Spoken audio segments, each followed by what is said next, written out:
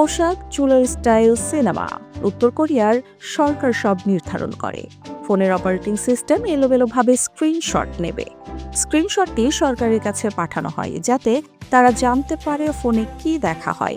বিশ্বের সবচেয়ে ভয়ঙ্কর একনায়ক কিম জং উন তার দেশকে কিভাবে শাসন করেন। উত্তর কোরিয়ার দৈনন্দিন জীবন কেমন? কল্পনা করার সময় আপনার দম বন্ধ হয়ে যেতে পারে।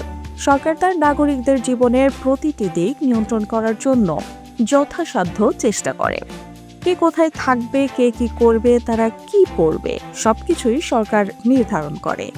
যে কোনো ব্যক্তির দ্বারা সংঘটিত অপরাধের জন্য এমনকি তার নাতি নাতনিদেরও শাস্তি দেওয়া হতে পারে। 1981 সাল উত্তর কোরিয়ার রাজনৈতিক কারাগার ক্যাম্প 14-এ একজন গর্ভবতী নারীকে বন্দী করা হয়েছিল। ওই নারী কারাগারে এক সন্তানের জন্ম দেন।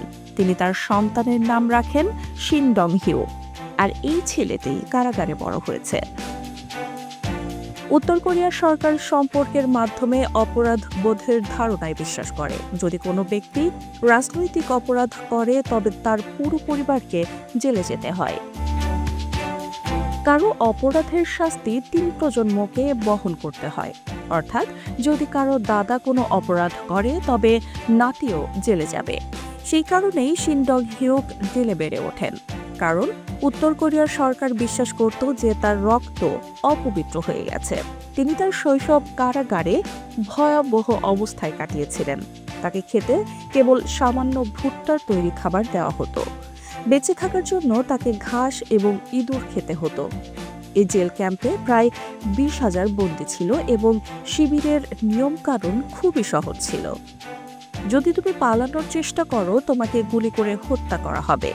যদি তুমি কাউকে পালানোর পরিকল্পনা করতে শুনো কিন্তু রিপোর্ট না করো, তোমাকেও মৃত্যুদণ্ড দেওয়া হবে।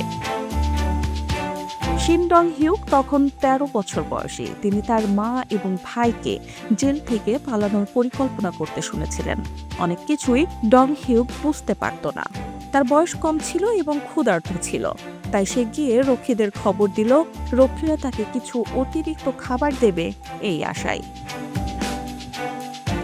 7 মাস পর বন্দীদের জড়ো করা হয়েছিল এবং শিন ডং হিউককে সামনে দাঁড় করানো হয়েছিল, আর তারপর তার চোখের সামনে জেলের রক্ষীরা তার মাকে ফাঁসিতে ঝুলিয়ে হত্যা করেছিল, আর তার ভাইকে গুলি করে হত্যা করা হয়। শিন ডং হিউককে সবকিছু দেখতে বাধ্য করা হয়েছিল। তারপর 6 মাস ধরে তাকে নির্মমভাবে নির্যাতন করা হয়েছিল। 2005 সালে 23 বছর বয়সে শিন ডং হিউক জেল থেকে পালানোর চেষ্টা করেছিল। ভাগ্য তার পক্ষে ছিল, সে সফল হয়েছিল। রক্ষীদের চোখ এড়িয়ে কোনোভাবে উত্তর কোরিয়া পালিয়ে চীনে পৌঁছেছিল, তারপর দক্ষিণ কোরিয়ায় চলে গিয়েছিল, আর এই কারণেই বিশ্ব তার গল্প জানতে পেরেছিল। পরবর্তীতে শিন একজন মানবাধিকার কর্মী হয়ে ওঠেন। তার কণ্ঠস্বর এমনকি জাতিসংঘেও পৌঁছেছিল।